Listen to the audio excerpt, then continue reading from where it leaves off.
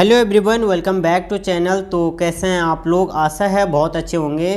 तो चलिए आज की क्लास शुरू करते हैं। और आज हम बात करेंगे उत्तराखंड इतिहास से संबंधित विभिन्न परीक्षाओं में पूछे गए प्रश्न उत्तर और यूकेपीएससी के कंप्लीट नोट्स में आपको इस सीरीज़ में पढ़ाऊँगा। तो चलिए शुरू करते हैं। आपके लिए पहला क्वेश्चन है, चमोली ज़िले के किस गांव से पाषाणकालीन समाधान खोजे गए थे? तो ऑप्शन नंबर ए इसमें आपका सही आंसर है। मलारी गांव से पाषाणकालीन समाधान खोजे गए थे। और चमोली ज़िले में है आपका मलारी गांव, जो कि तिब्बत से सटा हुआ एक क्षेत्र है। यहाँ साल 2002 में खुदाई कराई गई थी, जिसमें कि हमें मिले हैं नरकंकाल और आपका मिला है मिट्टी के बर्तन। आप इनको नोट कर सकते हैं यदि आप नोट्स बना रहे होंगे तो। मिट्टी के बर्तन और मिले हैं जानवरों के अंग, और बाकी मिले हैं 5.2 kg का एक सोने का मुखावरण मिला है। और गढ़वाल विश्वविद्यालय के द्वारा सन 2002 में मलारी गांव के प्रागैतिहासिक पुरातत्व स्थल से यानी आर्कियोलॉजी की खुदाई कराई गई थी। बाकी हम चलते हैं अगले क्वेश्चन की ओर। अगला क्वेश्चन है, कत्यूरी शासकों की राजभाषा थी। तो उनकी जो राजभाषा थी वो थी आपकी ऑप्शन नंबर सी, संस्कृत भाषा। कत्यूरी शासकों की संस्कृत राजभाषा थी। अगला क्वेश्चन है, प्राचीन काल में अस्कोट राजधानी थी। तो यानी प्राचीन काल में अस्कोट किसकी राजधानी थी? तो वो थी आपके ऑप्शन नंबर सी, कत्यूरी वंश की राजधानी थी। और इसकी स्थापना की बात की जाए तो 1279 में इसकी स्थापना हुई थी, जो कि कत्यूरी राजवंश की वंशज अभयपाल ने की थी। आपको स्क्रीन पर दिख रहा होगा, अभयपाल ने इस राजधानी की स्थापना की थी। अगला क्वेश्चन है, मुंड तथा सबर नाम से जानी जाने वाली कुमाऊं की प्राचीन जाति कौन सी है? तो इसमें आपका है ऑप्शन नंबर डी सही आंसर, कौल जाति आपकी कहेंगे हम कि मुंड तथा सबर नाम से जानी जाने वाली कुमाऊं की प्राचीन जाति है। और इसकी बात की जाए तो कौल जाति के जो अन्य नाम हैं वो है कौली और मुंड, पुनकर तथा दस्यु, और हैं कौल तथा शबर। अब इसकी जो भाषा है वो है मुंड तथा सबर। इनके धर्म की बात की जाए तो कौल जनजाति जो थी वो हिंदू धर्म को मानते थे और भगवान शिव की वे पूजा किया करते थे, तथा जब भी उनके घरों में कोई कार्य होते थे तो वे लोग जागर भी लगाया करते थे। एंड कौल जनजाति की जो जानकारी के स्रोत हैं वो हैं मोहनजोदड़ो शिलालेख, और एक पुस्तक है कौलीय काबिले का इतिहास, जिसके लेखक हैं श्री बच्चू भाई पीताम्बर जी। तो हम चलते हैं अगले क्वेश्चन की ओर। अगला क्वेश्चन है, कार्तिकेयपुर में अंतिम कत्यूरी शासक था। तो यानी कार्तिकेयपुर में जो अंतिम शासक था वो कौन था? तो ऑप्शन ए दे रखा है नरसिंह देव, ऑप्शन बी शालिवाहन देव, ऑप्शन सी नकुल देव, और ऑप्शन डी ब्रह्मदेव। तो आपका इसमें सही आंसर है ब्रह्मदेव, आपका सही आंसर हो जाएगा।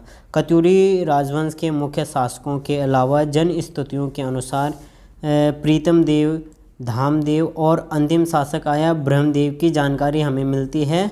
और ब्रह्मदेव को आप बीरम देव भी कह सकते हैं, जो कि उनका जो अन्य नाम था वो था बीरम देव। अब यह एक अत्याचारी शासक भी था। इसने कर में आवश्यकता से अधिक वृद्धि कर दी थी। और तिलोत्तमा नाम की एक लड़की थी जिससे इसने ज़बरदस्ती शादी की और राजवंश में अधर्म फैल गया तथा कत्यूरी राजवंश का अंत हो गया।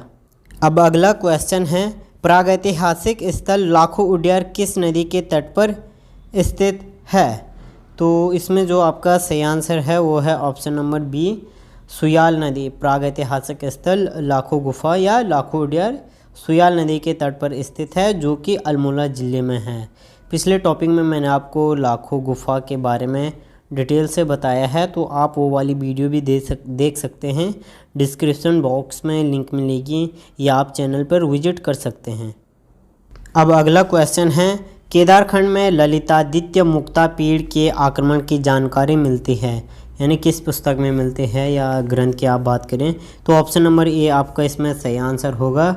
राजतरंगिणी कल्हण द्वारा रचित एक संस्कृत ग्रंथ है राजतरंगिणी, और इसका जो शाब्दिक अर्थ है वो है राजाओं की नदी। राजाओं की नदी, राजाओं की नदी, और कहें तो राजाओं का इतिहास या समय प्रवाह। राजतरंगिणी ग्रंथ में ललितादित्य मुक्तापीड़ के आक्रमण की जानकारी हमें मिलती है।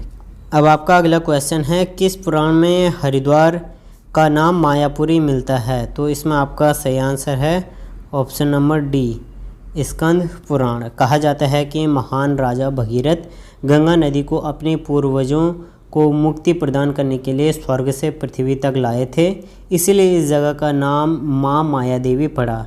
इसके बाद इस हरिद्वार को भी मायापुरी के नाम से जाना जाने लगा और ये स्थान देश की 7 पुरियों में शामिल हो गया। माया देवी को हरिद्वार की अधिष्ठात्री देवी माना भी जाता है, जिसका इतिहास 11 शताब्दी से उपलब्ध है। अब अगला क्वेश्चन है, कटिहार का हिंदू राजा खड़क सिंह का महंतों के देश कुमाऊं भागने का उल्लेख मिलता है, तो वो मिलता है आपको ऑप्शन नंबर डी, तारीख ए मुबारक शाही में। तो तारीख ए मुबारक शाही के जो ग्रंथ के जो लेखक थे वो थे याहिया बिन अहमद सरहिंदी, उनका नाम था। अब अगला क्वेश्चन है, कत्यूरी काल में तहसील स्तर की प्रशासनिक इकाई को कहते हैं, तो उसको कहते हैं कर्मांत।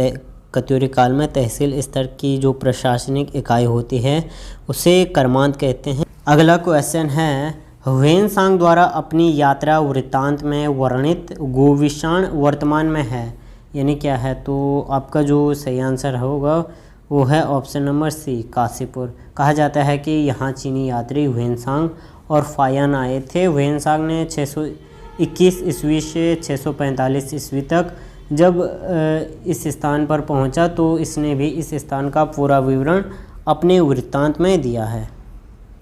अब आपके लिए अगला क्वेश्चन है, कालिदास की किस रचना में हिमालय को औषधि परस्त कहा गया है, तो इसमें ऑप्शन नंबर सी में लिखा है कुमार संभव। तो इसमें हमें कहा गया है कि कालिदास की जो रचना है कुमार संभव, उसमें लिखा गया है हिमालय को औषधि परस्त। अब हम चलते हैं अगले क्वेश्चन की ओर। अब अगला क्वेश्चन है, चंपावत अबलेश्वर मंदिर से प्राप्त अभिलेख किस शासक से संबंधित है, तो वो है कराचल देव। कराचल देव एक शासक था जो कि चंपावत अबलेश्वर मंदिर से जो प्राप्त अभिलेख है उससे संबंधित है। सन 1223 ईस्वी के बालेश्वर मंदिर के ताम्रपत्र से ज्ञात हुआ है कि समकालीन नेपाल नरेश कराचल देव ने कुमाऊं की राजधानी चंपावत के निकट अपने एक अलग राज्य का विस्तार कर लिया था। इसके बारे में बाकी ज़्यादा इम्पोर्टेंट तो है नहीं। अब अगला क्वेश्चन है, अमोदभूति किस वंश का शासक था, तो अमोदभूति कुणिन वंश का सबसे शक्तिशाली शासक था। अगला क्वेश्चन है, फड़कानौली एवं पेटसाल शैलाश्रय की खोज किसने की, तो फड़कानौली और पेटसाल जो कि शैलाश्रय थे उनकी खोज की थी option number B, Yashodhar Mathpal ji ने। अगला क्वेश्चन है, कत्यूरी शासकों की कुल देवी किसके रूप में पूजी जाती है, तो वो पूजी जाती है option number D, Nanda Devi के रूप में पूजी जाती हैं। अगला क्वेश्चन है, कौन सा पुरातात्विक स्थल गढ़वाल के तलहटी क्षेत्र पर स्थित है, तो वो है ऑप्शन नंबर बी, मोर ध्वज। अगला क्वेश्चन है, पांडुकेश्वर ताम्रपत्र किस भाषा में लिखित है, तो वो है ऑप्शन नंबर सी, संस्कृत भाषा में। अगला क्वेश्चन है और लास्ट क्वेश्चन है, कण्वाश्रम किस नदी के तट पर स्थित है, तो वो है मालिनी नदी के तट पर। इसके बारे में मैंने आपको डिटेल वीडियो बना रखी है, आपने देख लिया होगा। तो दोस्तों आज की क्लास हम यहीं पे समाप्त करते हैं। आई होप कि आपको वीडियो पसंद आई होगी, और पसंद आया है तो लाइक कीजिए, कमेंट कीजिए और अपने दोस्तों के साथ शेयर कीजिए। मैं डिस्क्रिप्शन बॉक्स में और फर्स्ट कमेंट में व्हाट्सएप ग्रुप का लिंक दे दूँगा।